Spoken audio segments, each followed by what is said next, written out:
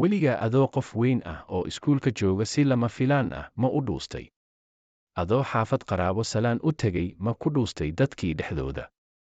Ama adoo saaxiibada ama waalidkaaga la jooga si lama filaan ah ma u dhuustay? Ceeb ayaa dareemaysaa. Haddii dhuusadaadu badan tahay haddana aadan xadidi karaynin dhuusadaada. Waana akhlaaq xumo inaad dadka dhexdooda ku dhuustid.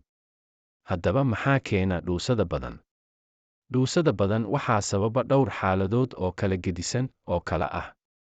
1. Adigoo liqo ama ay kugu tagto ama qaata hawo badan oo aan jirkaagu u baahnayn, cunto ha kuu soo raacdo ama si kale ba ha kuu soo gasho. 2. Adigoo cuna cunto adag oo aanay calooshu dheefshiidi karin ama ay adag tahay inay ka gudubto hanaankaaga dheefshiidka ama adigoo qabo ama ay ku haysato cillad dheefshiid la xiriira. 3. In ay jirto cillad kaa haleeshay caloosha ama mindhicirada sida cudurka gaaska ama mindhicirada oo kacsan. Intaas oo xaaladoodba waxay keeni karaan qofka dhuusadiisu inay badato oo xaalkii caadiga ahaa ka tagto.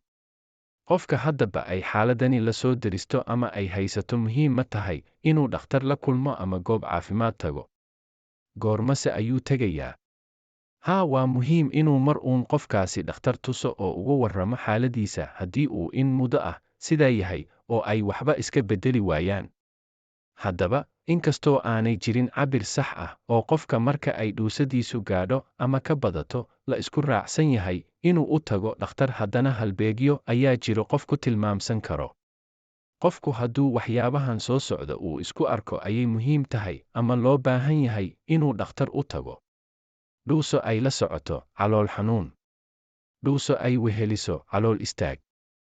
Dhuuso ay la socoto qandho, matag, kalagoysyada oo ku xanuuno iyo qarqaryo.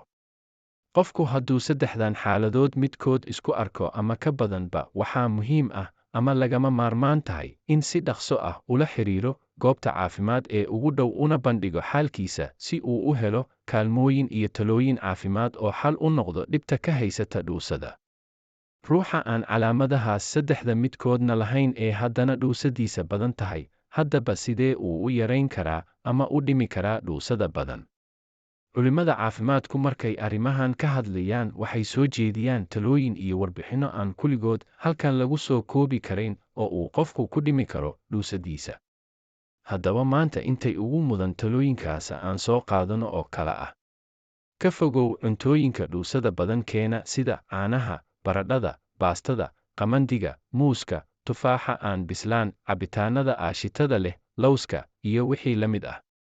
Ka fogow ama iska jir cunitaanka cuntooyinka aan dheefshiidkaagu awoodin inuu jarjaro ama ay ka gudbaan.